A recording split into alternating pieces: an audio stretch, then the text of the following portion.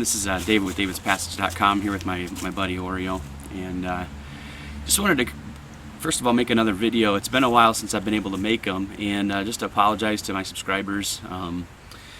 Had kind of a snafu with AdSense and YouTube, got that all worked out, and so we're able to get some things up and running again. But I wanted to take some time to talk a little bit about trekking poles, share with you a little bit of my experience regarding trekking poles, and then also talk about one that I found that I really liked, and why I think it's a really important piece of gear you need to really consider, what you're willing to invest in it.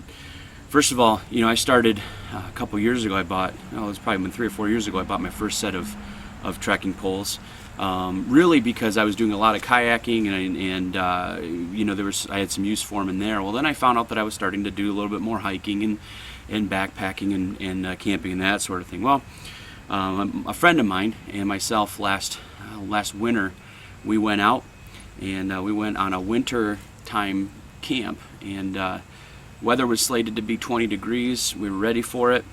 Got camp set up and everything, and then where we're at in Michigan, weather's pretty unpredictable, and we kind of made a rookie error of going with what the weatherman said. And so we prepared for 20 degrees, but we had a blizzard come in, and it came with wind chill. It got down to -20.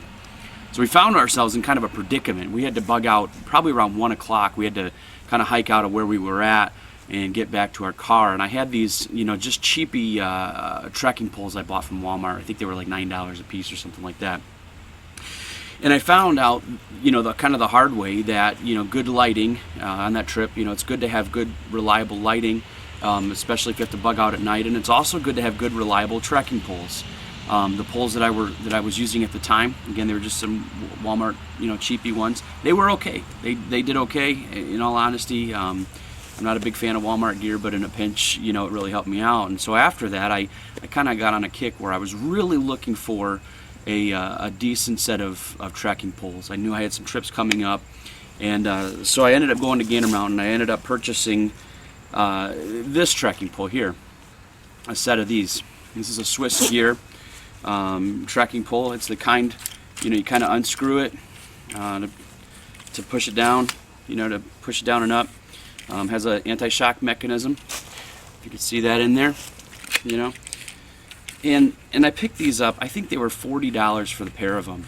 One of the things though I was really attracted to was the kind of the cork-like handles. I'd seen those on a lot of trekking poles, heard a lot of good things about those, and so I purchased that. I bought it because that was one of the reasons I bought it. The other reason I bought it is because it had a kind of a hidden compartment up here where there was an LED light, if you could see that. And I thought, wow, that's cool, I better buy these. And so I did, and they didn't come with any instructions or anything. Got home, had to try to figure out how to put the batteries in. That took a while. Found out that that the handles were kind of jacked up, and I learned the hard way to do your research, because once I got online and looked up some of the reviews on these things, just horrible reviews. As you saw, that handle just kind of came right out. That happened probably the week after I bought them, and they're not supposed to do that. You can see little dimples in here where they're supposed to lock into the handle. Wasn't happy about that. With the light, it didn't come with any instructions, but I did find out that in order to change the light bulb, there's a little tab back here you got to pull out, and then pull this out, and then you can pull this out, the cap to the battery compartment, and then you can put your batteries in. So I found that out the hard way, So, in all honesty, I was a little disappointed that it didn't come with any instructions, because I thought you just took the handle off, and I did, and it was that's what happened with it. But anyways, after I bought them, I ended up going on a week-long trip in Allegheny National Forest, and learned the hard way. They did not stand up to a week in the Allegheny Mountains. As you can see, the guards that protect the sleeves just kind of broke off. They're still there, but they're not. They're not stuck there where they're supposed to be. And I found these screw mechanisms, in order to raise and lower the pole, in order to these screw mechanisms in order to raise or lower the pole. They failed on me. I could get them out, but I couldn't get them back in, or I could get them in, but I couldn't get them back out.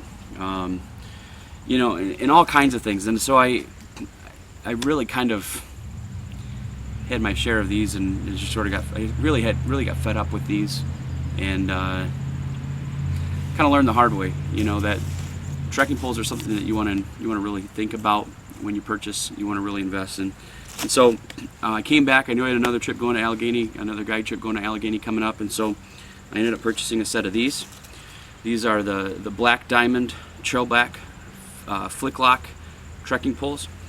Now, I'll tell you why I really love these and why I really like to use them. First of all, size. If you can notice this Swissgear pole is probably pretty standard size in terms of you know, size of trekking poles. I like the fact that it's shorter. Okay, I like the fact that it compacts more. Now that does mean you're not going to get as tall, but I found that these, even though it doesn't get as tall, it's tall enough, plenty tall enough for what I'm going to do with it.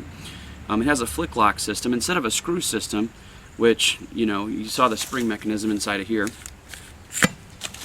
Okay, still has a similar spring mechanism, but it's not operated with a screw. Instead, it's operated with a little lever there, and then you can pull it out. Has measurements on the side in order, you know, most trekking poles have this, but it has measurements on the side if you want to set a measurement and find something that's comfortable and lock it into place. Again, you can do that for both sides, actually. You know, they're really durable, really durable. And when I went pole shopping, what I would do is, you know, you sort of take the pole apart and set it up to where you'd like to have it in terms of its height. And then I sort of give it a jab test. You know, I stick it in the ground and I kind of push on it a little bit to see, does it, you know, when it's locked in place, does it give easily enough? Does it give too easy, let's say? Because once you have this locked in place, you know, it shouldn't want to give very easily, at least. And what I found was a lot of companies, although they had some nice features about the poles themselves, when it came time to pushing them in the ground, they just, you know, when it came time to put weight on it, they went right in and kind of closed up on you. With the Black Diamonds, I was very impressed. Again, these are the Black Diamond Trailback Flick Locks, and I love using these because, you know, there's so many things that you can do with a trekking pole out in the woods. Not only just to, you know, get some weight, transfer some weight into your arms instead of your back, but being a tent and or being a hammock camper with a tarp camper. You know, rigging up tarps of these is real easy. It came with some snow boot shoe things there in order to go hiking in the snow with, and so just a really great pole set. They came with these little red covers on them. This is the only thing I would say would be negative about these things so far. They came with these little tip covers, and when I took them out, I didn't want to use the carbide tip in the you know, where I was going to be doing, so I was going to have these, and they just sort of fell off. But anyways, I'd love to hear what you think, you know, in terms of your experience with trekking poles. Again, you know, my experience kind of lent to me that trekking poles are something that you really should do your research on, and if you can, you know, invest what you can in these. I think these were around $50. In fact, if you want to purchase these, I'll put a link in the description to where I got them, and so you could do that. But really, the Black Diamonds were really good. Swissgear, I would stay away from. And when I went back again shopping for a second set, I even looked at Wendell's, but was just not happy with the quality, especially for the price compared to what the Black Diamonds offer in terms of their price point and just quality for the price. So I think with the Black Diamonds, you really get a lot more for your money than other comparable brands, just because they have tremendous quality and durability. So thank you so much for watching. I appreciate your subscriptions, your views. I appreciate your likes on Facebook, and especially, you know, be sure to check out davidspassage.com. I'll be getting more updates from there from time to time. I just kind of do this on my day off. So thank you so much for watching, and we'll see you next time.